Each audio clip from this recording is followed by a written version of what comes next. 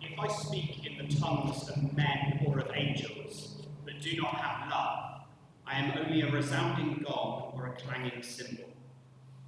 If I have the gift of prophecy and can fathom all mysteries and all knowledge, and if I have a faith that can move mountains, but do not have love, I am nothing. If I give all I possess to the poor and give over my body to hardship, that I may boast, but do not have love, I gain nothing. Love is patient, love is kind. It does not envy, it does not boast, it is not proud, it does not dishonour others, it is not self-seeking, it is not easily angered, it keeps no record of wrongs. Love does not delight in evil, but rejoices with the truth. It always protects, always trusts, always hopes, always perseveres. Love never fails. But where there are prophecies, they will cease. Where there are tongues, they will be stilled. Where there is knowledge, it will pass away. But we know in part, and we prophesy in part. But when completeness comes, what is in part disappears. When I was a child, I talked like a child. I thought like a child. I reasoned like a child. When I became a man, I put the ways of childhood behind me. For now we see only a reflection as in a mirror. Then we shall see face to face. Now I know in part, then I shall know fully, even as I am fully known. And now these three remain: faith, hope, and love. But the greatest of these is love. Praise the Lord. Thank you very much, Mr. those wonderful, comforting words that we have heard today. St. Paul reminds us about the love, that it is the highest virtue that a Christian can have. And in a way, love is not our duty, it's our destiny. It's the language that we are going to speak in the new heaven and the new earth. And today, we have committed ourselves that Miss Diana Doudian is going to also be part of their destiny, because the only language that we are going to speak in the future, in the God's future, will be the love. And now we will say the Lord's Prayer together, and we will move on in our prayer. Ogniate Jesús Christus, Amen. Amen. Oremos, sus fieles amor, que Él sea agradecido, que Él sin campo, por el servicio de Cristo. Pasarme a favor, tu bendición,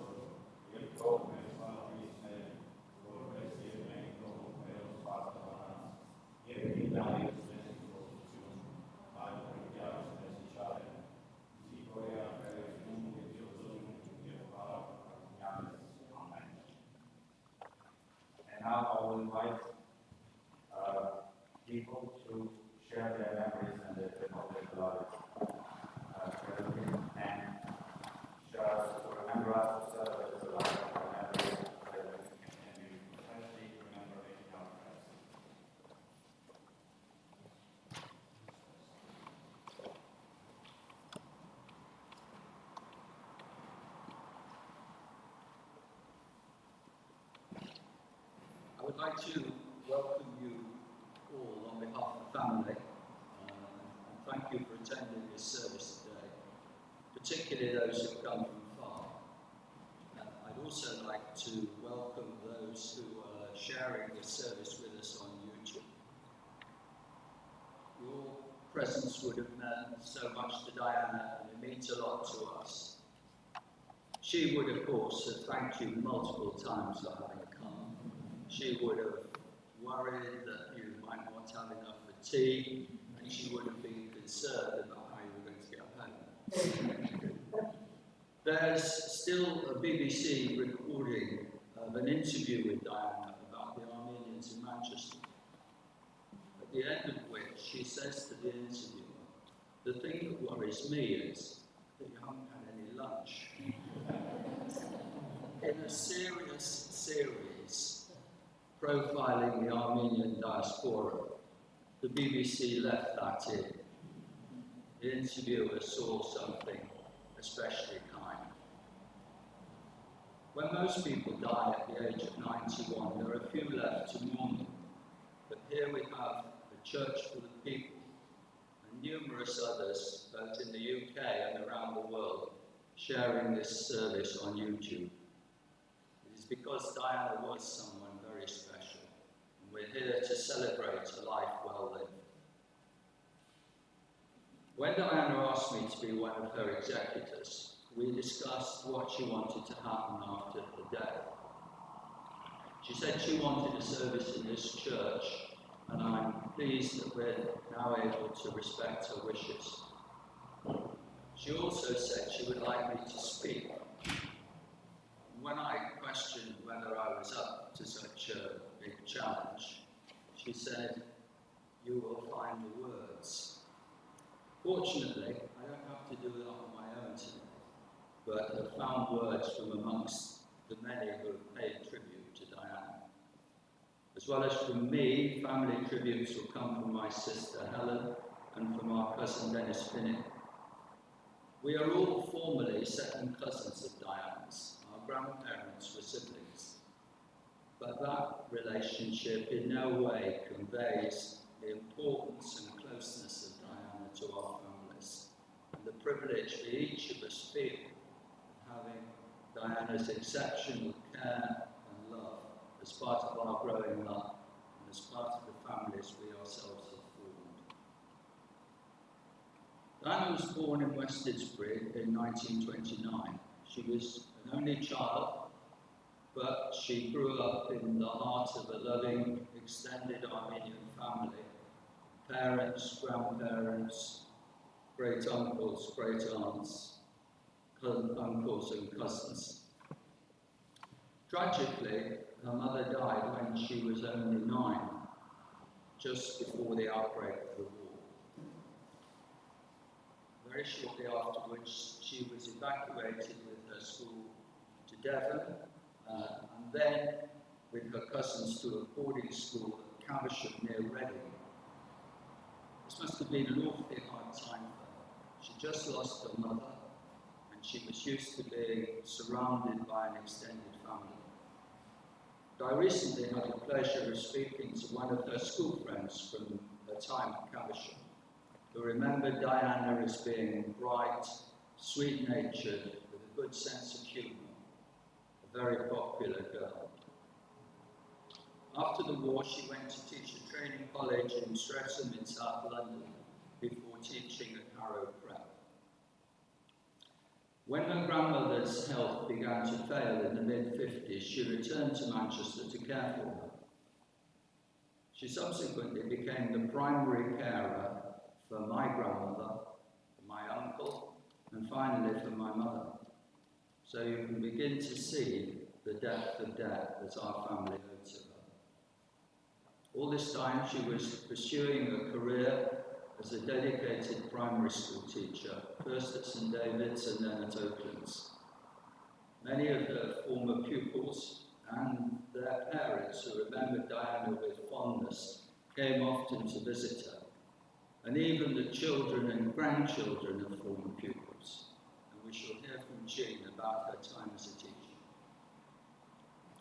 She was involved as a volunteer with the NSPCC, which was a charity very close to her heart, to which she gave and left money, and the one we chose for donations in her memory.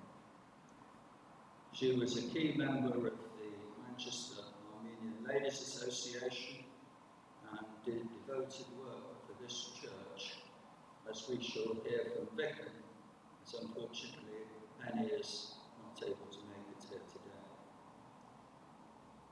She had a huge network of friends. She loved the theatre. She was a regular at the Halle. She was, like her mother, very artistic and loved going to galleries and exhibitions. And she enjoyed travel, especially where it took her to the sun. The reading today was from 1 Corinthians 13. It was, as Father Gregorius says, about love and about the supreme importance of love over all things. Diana was one of the most loving and caring people I ever had the privilege to meet.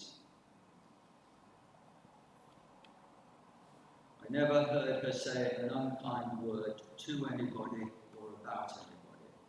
She was still caring for others when she was barely able to care for herself. The memorial on her gravestone is to a person whose exceptional love, care and kindness touched the hearts of all who knew her.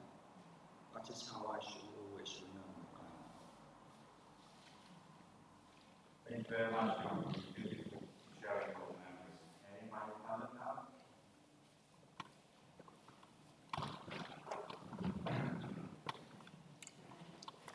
I'm Diana's cousin. Diana was much more than a cousin to me. I've always known the importance of Diana in our extended family, but I never realised until recently how important she was to so many people. So many people have written to me, phoned, emailed to say how important they were, how important Diana was to them. They talked about her care, her kindness, her generosity, her warmth, and her sense of humour.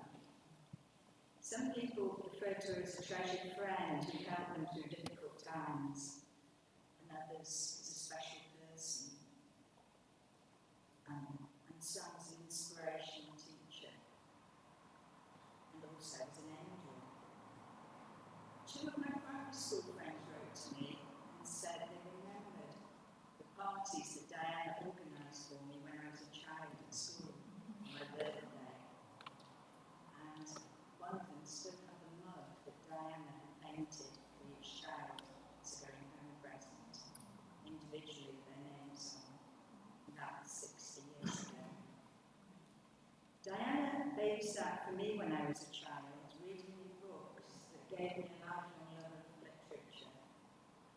She then went on to be a favourite babysitter of my own children, searching the house for anything that she could do while I was out. I'm not sad for Diana's sake that she is gone, because as she got frail and immobile, she couldn't do the things that she really wanted to do. She wanted to decorate the altar with flowers. She wanted to entertain her friends. She wanted to look after people. You, her friends and her family, both here and on YouTube, you were the most important thing to her. When she couldn't even remember what she'd had for lunch or what day it was, towards the end, she still knew everybody's names. And everybody who came to see her, she recognised everybody who came and got in touch. And she'd ask after their relatives too. Because you see, Diana made everybody feel that they mattered and that they were important. Because everybody did matter to Diana. They mattered very much. I've got a poem here that I found when I was looking through Diana's things. It was tucked into an order of service for a college friend of Diana's. And I think it's how I feel about Diana. so many happy memories of being with her. It's called Remember Me by David Harkins. Do not shed tears when I have gone, but smile instead, because I have lived. Do not shut your eyes and pray to God that I will come back, but open your eyes and see all that I've left behind. I know your heart will be empty because you cannot see me, but still I want you to be full of the love we shared. You can turn your back on tomorrow and live only for yesterday. You can be happy for tomorrow because of what happened between us yesterday. You can remember me and grieve that I have gone, or you can cherish my memory and let it live on. You can cry and lose yourself and become distraught and turn your back on the world, or you can do what I want and what Diana would have wanted. Smile, wipe away the tears, and learn to live again. Learn to love again. Love was very important to me. Thank you. Thank you very much for this wonderful information and the point. Thank you very much for this. Anyone now, Dennis? My cousin Diana was the most joyous, loving person it was possible to meet. She always showed an interest in others and in what they had to say, and always was ready with a teasing comment to make light of the conversation. Typically, when I was 8 years old, she was the first in our family in England to welcome us when we arrived as refugees from the Middle East. Back in 1922, my mother, Erba, who was then living in Turkey, briefly visited the Stambolian family in their holiday house in Wales, where she developed a close friendship for her first cousin, Iris, Diana's mother. I think that made Diana feel very close to us. Diana was a very dedicated and talented primary school teacher, and whilst teaching in London, she visited us often in Wimbledon when I was a young boy. I was privileged to see her throughout my life. Growing up, I visited her regularly at the beaches in Didsbury, Manchester, where she lived with her Aunt Tushka and her granny Aunt Voski, sisters of Megabich Balabanyan, my Armenian grandfather, with whom they'd been brought up in Smyrna in Turkey. They were my mother's closest family, where she always felt at home. Diana was devoted to the Stambolian family, and she lived with them after the death of her mother, Iris. She dedicated her life to looking after Voski, Tushko, and her son, Tushko's son, Sarkis, and could not do enough for them. Tushko's second son, Jack, left home to get married in 1945. After I got married, Diana often visited us in London, much to the joy of the other Diana, my wife, 3 children, and we saw her regularly in Manchester when we had such happy times together. Diana always gave everyone the impression that they were hugely important to her. What a gift to have. Thank you very much. And right now, sorry,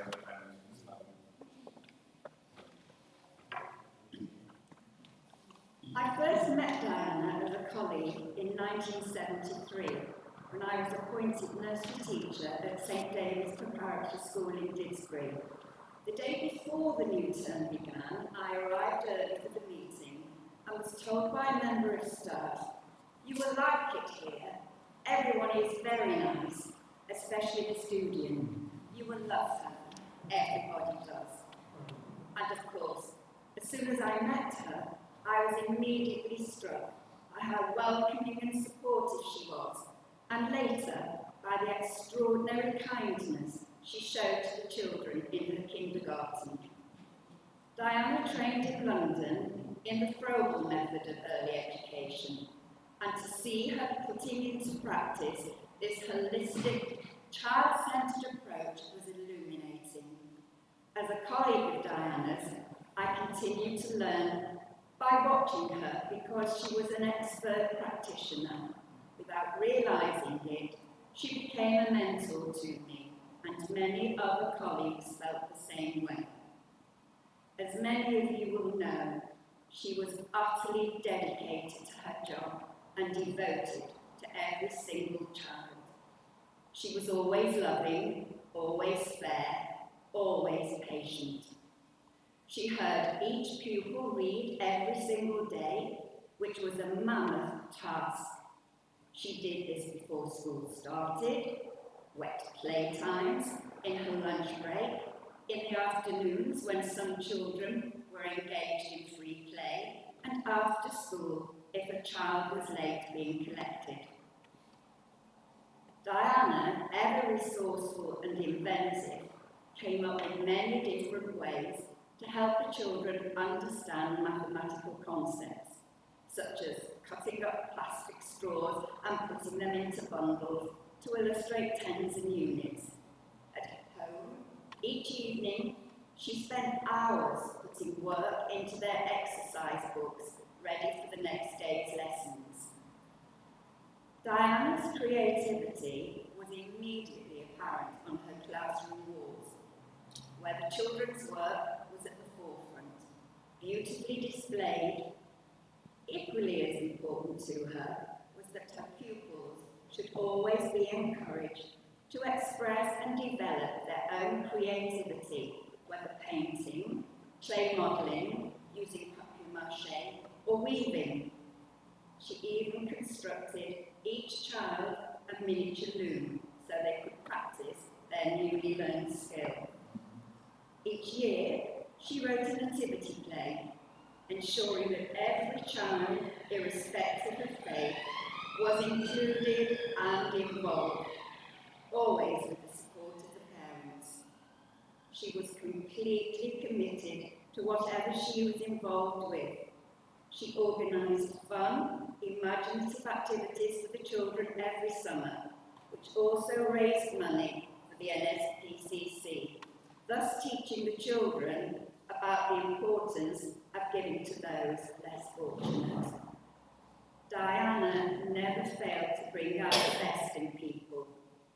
Her work ethic made one want to emulate her and show the same kind of dedication that she did. As a colleague and friend, she was cherished by so many. She was a wonderful, empathetic listener who always remembered what one had told her, who was selfless and generous with her time, even though she was often very busy. It was second nature to her to support people, yet she was unfailingly modest and self-effacing. When Diana retired in 1992, she was typically considerate and magnanimous, taking the time to leave her classroom in such immaculate order that her successor felt welcome and supported without having met Diana.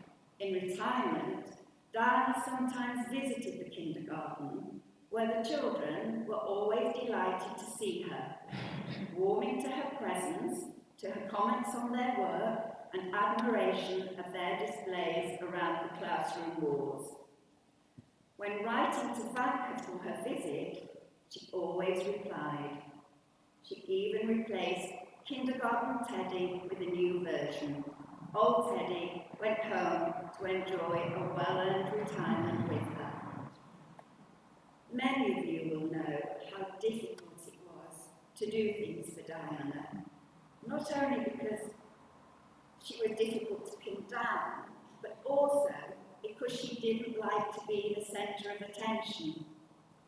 When she retired, she declined to have a celebratory dinner in her honour, but agreed to have an afternoon tea, which was hosted by her parents in the garden.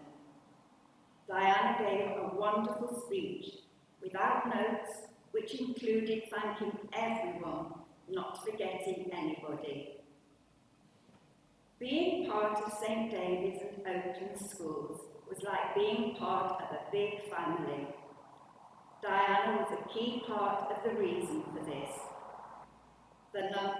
the number of former pupils and their families who kept in touch long after leaving St David's or Oaklands is testament to the impact she made.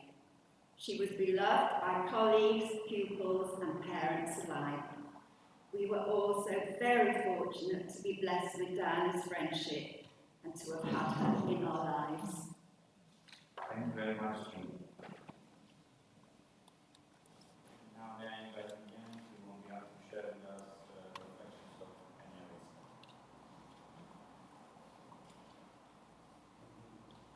As John said, Penny Vinson, the current chair of the Armenian Ladies Association, is sadly not able to be with us today, so she asked me to read what she prepared for today's event.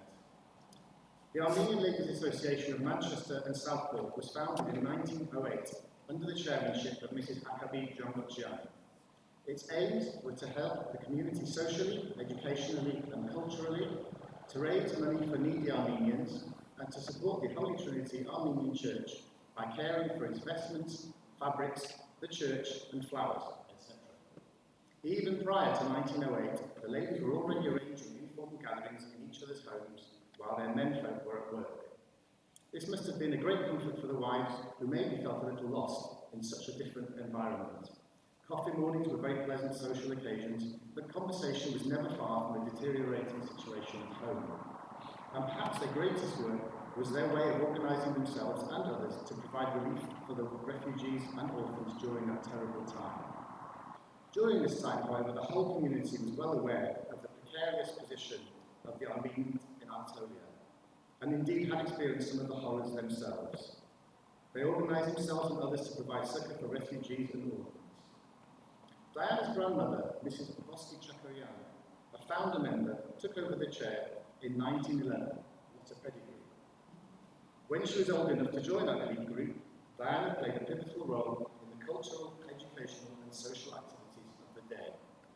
On Diana's return to Manchester, there was a certain inevitability about the path she would take, and with her sense of duty, she became deeply committed. After being a very active committee member for many years, in 1981 she became Honorary Secretary to Diana Gasarian, a close friend. With Diana as chairman from 1990 to 2010, the association was in safe hands. Under her leadership, those early aims continued to be met. Her organisational skills and powers of persuasion were legendary. She was a veritable limpet when she felt someone needed help. She never gave up.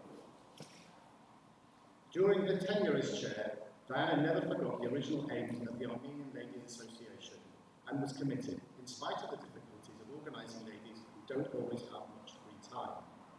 Against all the odds, she carried out those original aims with good humour, albeit with judicial use of diplomacy and encouragement. During earthquake and war, Diana made sure that the Holy Trinity Armenian Church and its community was not sold short. She made sure that the flowers were on the altar, preparations were made for Christmas, helpers were enlisted to prepare refreshments, and Christ's tomb was beautifully decorated each Easter.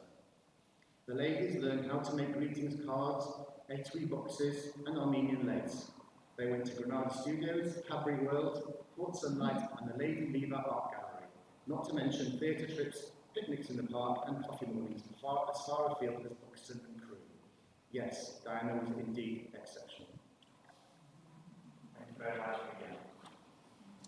And now as we listen to Handel's Messiah part of the aria, it's going to be sung by